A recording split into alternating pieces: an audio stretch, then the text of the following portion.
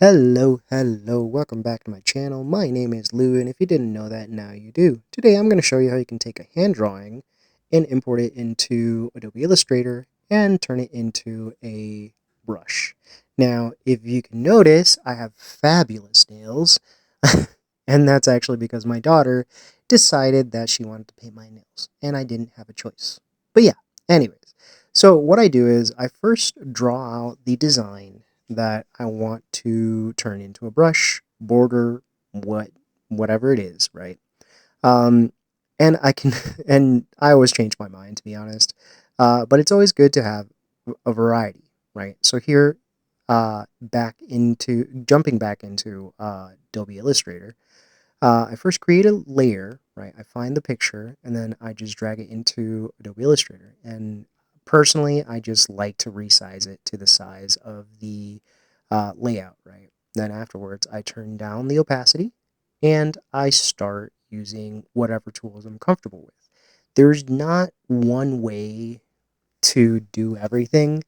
Everybody works differently, right? Um, so here, what I did was I took a circle and then just use the point select tool to move it around, right?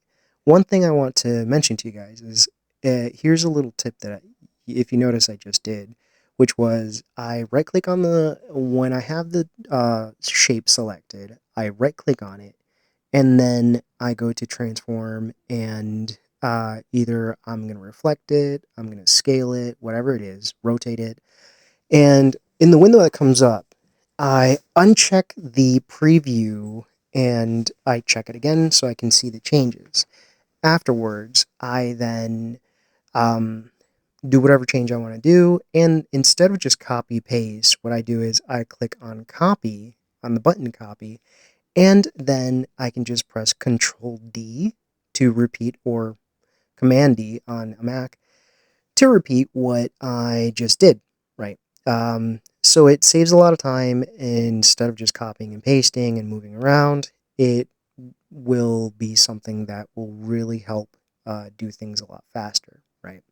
And again, one thing I want you guys to keep in mind is that no one design is going to be the final design, I guess you could say, until you finish in Illustrator. Um, so for this one, what I did was I tried a few things, right? Obviously, the drawing is as a reference. Also, if you notice here, when I was moving things around, there's a purple magenta line that comes up that when I move something, it, like if I'm going to rotate it by hand, I can actually follow that purple magenta line. So if you notice, I'm scaling down here, and if I move away from the like original point, it turns red. If I'm in the same direction and everything, it stays magenta, right? So that's, if you didn't know that, that's something really useful. And as I told you before, right? I select the objects, transform, and then if I'm going to reflect it, I just use copy instead of OK.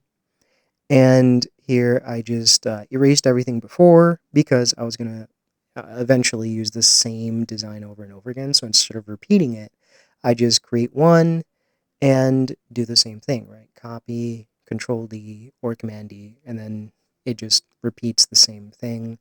So I don't have to do everything manually, right?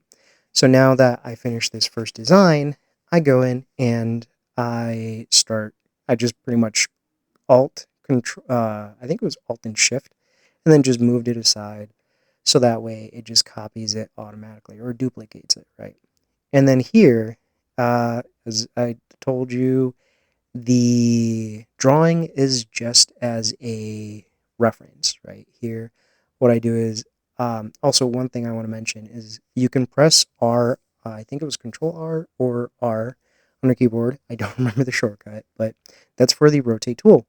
But if you press Alt R, I think it is, um, you can actually change the origin of where you're going to be rotating, and that way it really helps in having a lot more control with your design, right? So here I just press Alt and then I move the shape around so that way I make a copy right away. And again, just use the rotate tool, change the pivot point, and again, move it around. All these things have really helped in making different designs. Um, and then here, one thing I like to do is I like to select everything and create it into a group and then transform and I think it was reflect, right? And instead of just copy paste, I just do that and then just copy. And there you go. Again, Alt and drag to just copy things automatically and just move it. And then here, I tried to put everything in between. The issue was that I didn't really have a midpoint, so I just kind of eyeballed it. And with this little design, I just did duplicated the first one and just connected them, right? And moved it around so that it kind of matches the curvature on that little design thing, right? For me, it's one of those things that you may not notice it far away, but if you're close up, you can.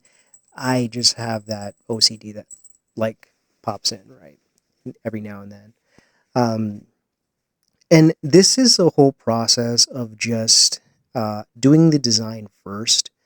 Uh, and one thing I want you guys to remember is that don't do a complicated design if you're going to do a border. Why? Or a brush. Because even though it looks amazing and everything, the issue there is that once you make it into a brush, it is going to use a lot of processing power. And you'll see what happens here in a minute. Um, so here, I'm just, again, continuing with moving things around. It can be very simple and uh, it can get it, like the thing is some designs look complicated, but they really aren't. It's just taking your time and just doing one step at a time, right? So if you notice, as I mentioned, smart guides are amazing because it gives you like that little purple line or magenta line that is showing you, okay, is it aligned to other shapes, right? And by the way, don't forget to save your stuff because if you don't, your computer might crash and then you lose everything, which has happened to me many, many times. So yeah, now I turned off the drawing in the background because it was starting to get distracting, right? So since I got far enough here, what I just do is I just duplicate that, right? And then start to delete different sections and use the pen tool to remove those extra vertices or extra points. And again, just a lot of it is just copy paste or just alt and moving things around to duplicate them. And once you have the design that you want, what you do is you select everything, right? Yeah, make sure you select everything, and sometimes you can even add a little bit more or like duplicate. All right, so once you have your design, right, select all the shapes and then click on the brushes menu and then right top right and then new brush and pattern brush, right? Here you can change the corner, right? You can either choose no corners, which sometimes I do, sometimes auto slice. It really depends on what you are going for. And then in the method, go ahead and change that to tints and shadows, which, and the percentage, right? Change it to 10% because that will help you with, um, with being able to move around, right?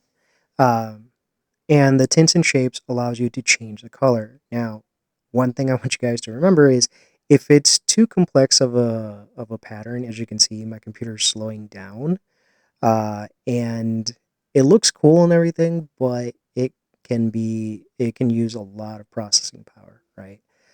So what I do is I first not import, sorry, I end up making a square, right, or a rectangle, and then just click on the brush that I want. Now for this one, I realized it looks pretty cool, But at the same time, I also wanted to try something else, right? So what I did is I took the original design and I just duplicated it to show like an entire row. I also turned off the smart guides so that way I can move things around a little bit more freely. And after I group it, I center it and then do the same thing, right? New brush, pattern brush, change it to tints and shade, change it to like 10%, and then I try it again, which I actually liked it, right? It gave me a little bit more control. And I hope you guys liked this video. So that's how you can take a hand drawing, turn it into a custom brush. So thank you for watching, like, subscribe, catch you guys next time.